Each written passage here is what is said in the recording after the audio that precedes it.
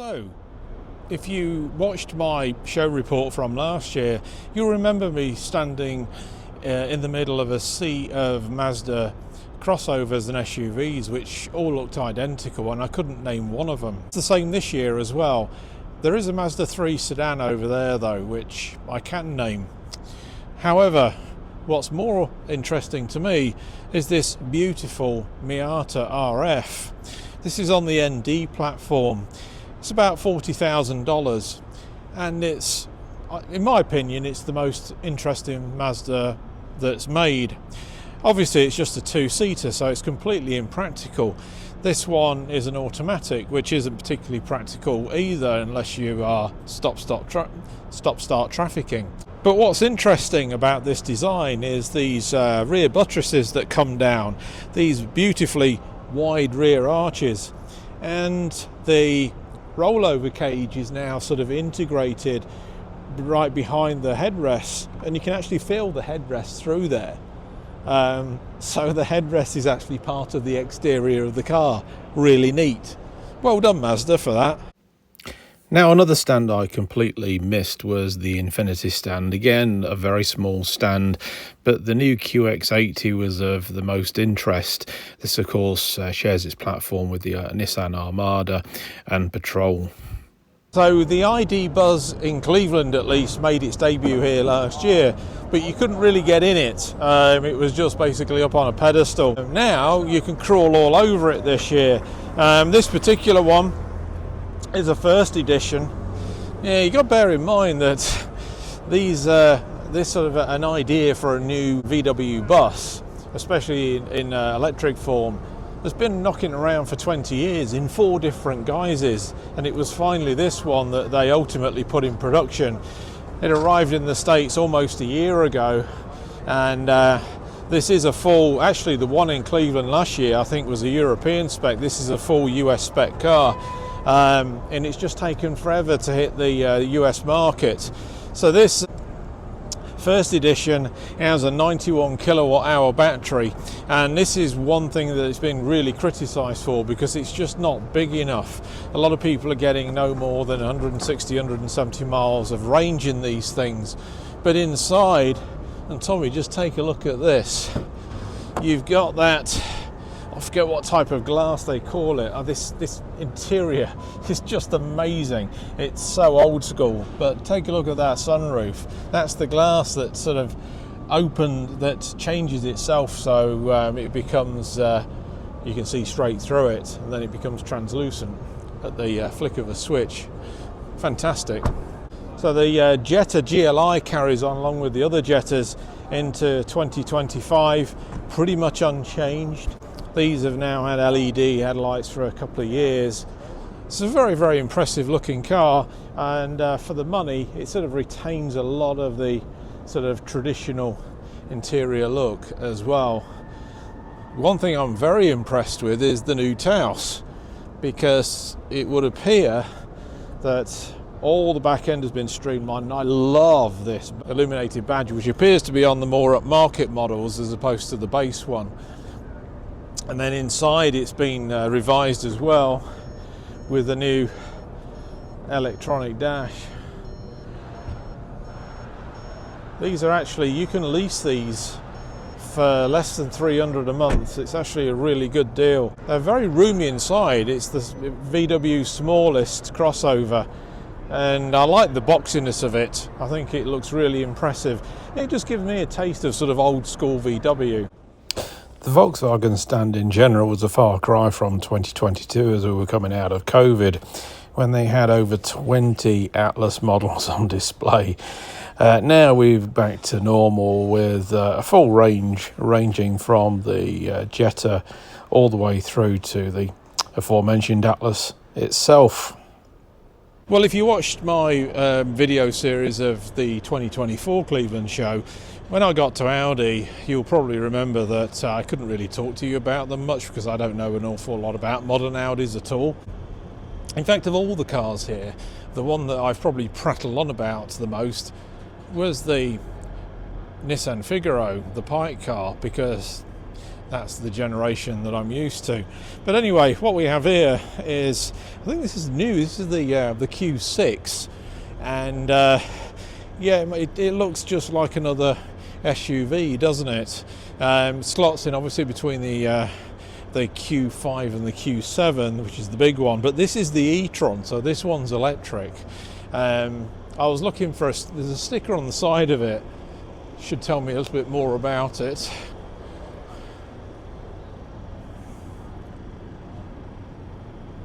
It's got a 100 kilowatt hour battery with dual motors, this particular one does.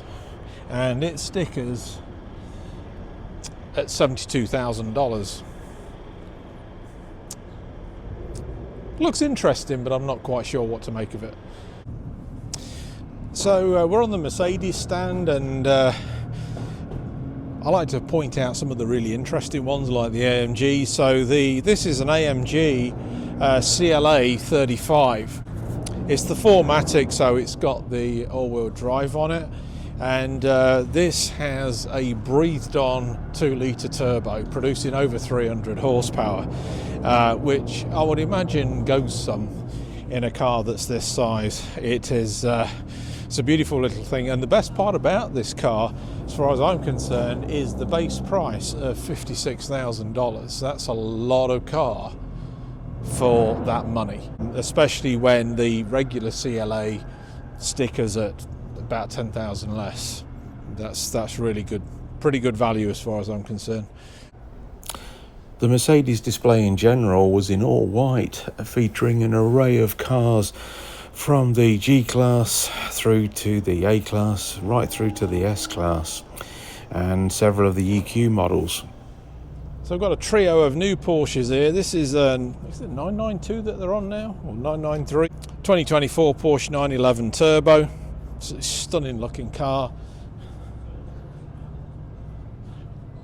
Pretty sure that's the 992. I get confused by them. This is a Taycan, and this is the 4S.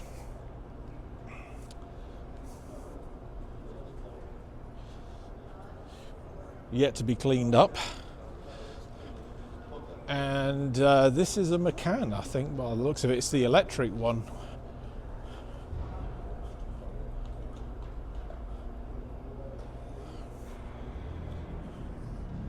Yep, it's the electric 4S.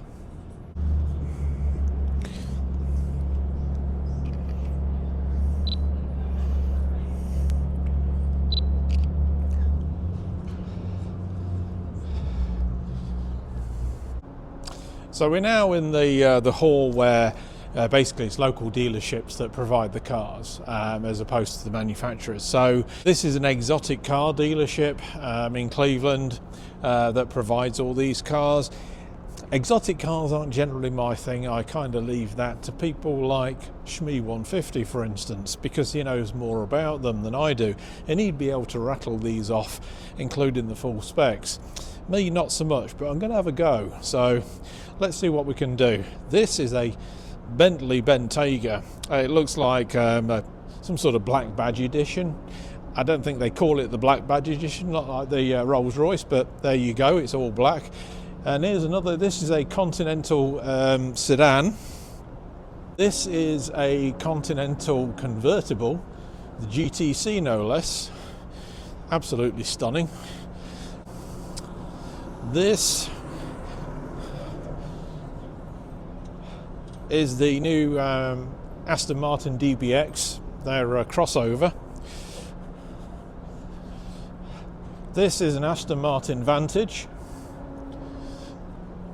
Absolutely beautiful car. And this is an Aston Martin DB12.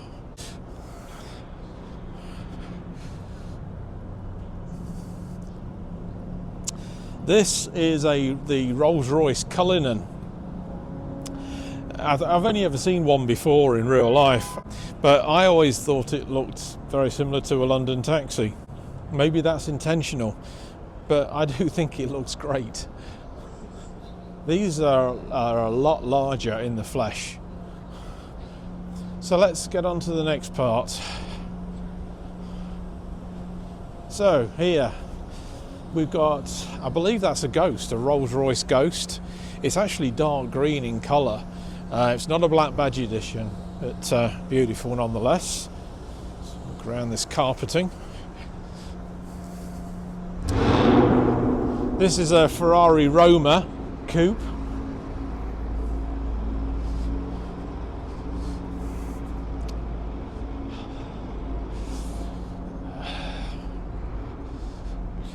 This is the new Maserati Trofeo Spider.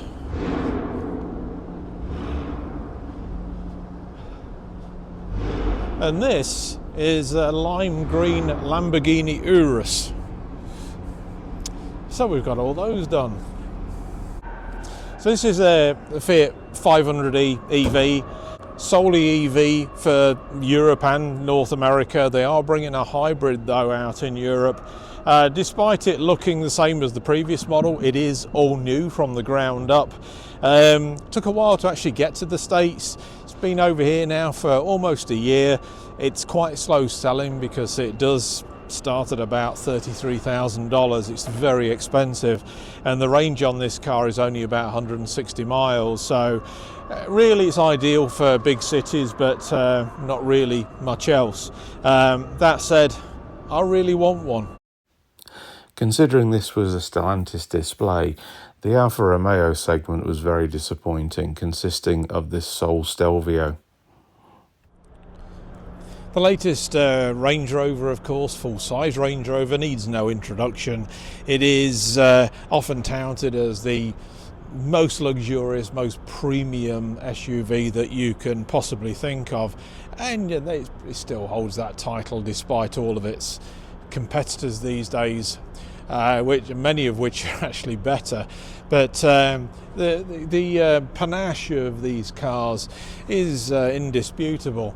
This particular one is $182,000. This is an autobiography. So Volvo's transition to all electric is steadily taking place. We have here a pair of EX90s, for instance, and these are all electric cars. They based on the old XC90, if I recall, all electric drivetrains. This is the one that interests me. It's the new to the US EX30. It's essentially a small crossover. It is locked. It's very, very simple inside.